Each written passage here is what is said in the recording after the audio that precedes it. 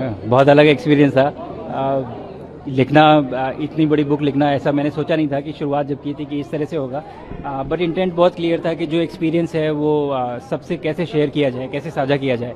तो इस वजह से ये एक्टिविटी शुरू की लास्ट ईयर मैंने। मुश्किल था, लेकिन मुझे लगता है कि कहीं ना कहीं बहुत ज़रूरी भी था कि अदरवाइज़ ये सारी चीज़ें जो मुझे याद हैं वो मेरे साथ ही रह जाती। तो very different experience, very enjoyable, very pleasurable, challenging but very satisfying as well.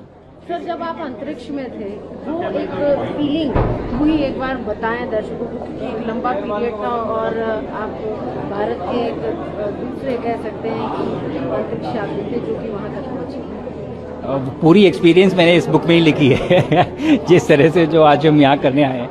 And बहुत अलग है दुनिया वो, क्योंकि चूँकि वो कंडीशंस पृथ्वी पे नहीं है, वो बहुत अलग है, ग्रेविटी नहीं है, तो बहुत सारी चीज़ें जो हैं वो बदल जाती हैं।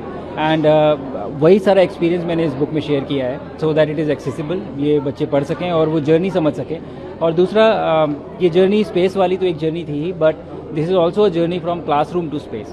कई बार हम जब छोटे होते हैं तो हमें विश्वास नहीं होता है, भरोसा नहीं होता कि ये चीज़ें हम कर सकते हैं।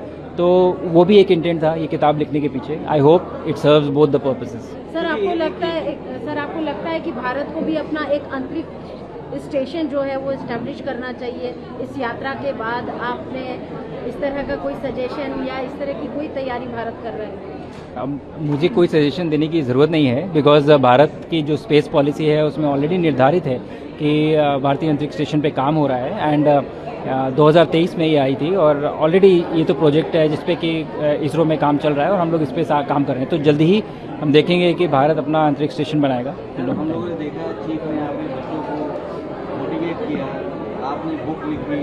अब चूँकि एनसीईआरटी लगातार अपने सिलेबस में नई नई चीज़ें ऐड कर रही है ताकि बच्चों को बचपन से उसको पढ़ाया जा सके। अब जिस तरीके का एक्सपीरियंस आप लोगों की बातचीत से लगा, आपको लगता है कि ये भी एक बहुत बड़ी पहल होगी अगर आपकी पूरी जर्नी एनसीईआरटी बुक में आए? जर्नी से ज़्यादा मुझे लगता है ये ज़रूरी है कि स्पेस जिस तरह से हम करते हैं वो जो डिटेल्स हैं या जो वो थ्योरी है, जिस तरह की साइंस होती है, वो कहीं ना कहीं एक जगह पाए अपना एनसीईआरटी की बुक्स में।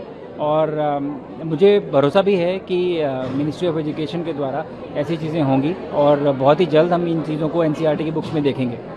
कितना कुछ हो चुका है इसको लेकर?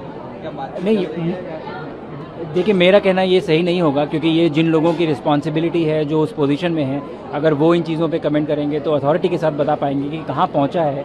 लेकिन हाँ, मुझे लगता है कि इंटेंट है इन चीज़ों को बच्चों तक पहुँचाने का, और हम जल्दी देखेंगे किसी न किसी फॉर्म में ये चीज़ें शायद किताबों में पहुँचेंगी। सर, आप क्या दोबारा एक बार अंतरिक्ष में जाना चाहेंगे फिर से एक बार और? हाँ, मैं ज़रूर जाना चाहूँगा। अब देखिए मौका मिलता है कि नहीं आगे चलते हुए। एंड बहुत ही एक्साइटिंग एक एक्सपीरियंस है, और उससे भी ज़्यादा अपने देश का रिप्रेजेंटेशन कर पाना एक ऐसी जगह पे, आई थिंक मुझे लगता है कि बहुत ही प्राउड फीलिंग है। और I am very fortunate. Obviously बहुत सारे लोग लगते हैं किसी एस्ट्रोनॉट को अंतरिक्ष में भेजने के लिए, और उन सब की वजह से ही हम जा पाते हैं, और आगे भी ऐसा ही होगा। तो personally yes, I would definitely like to go back.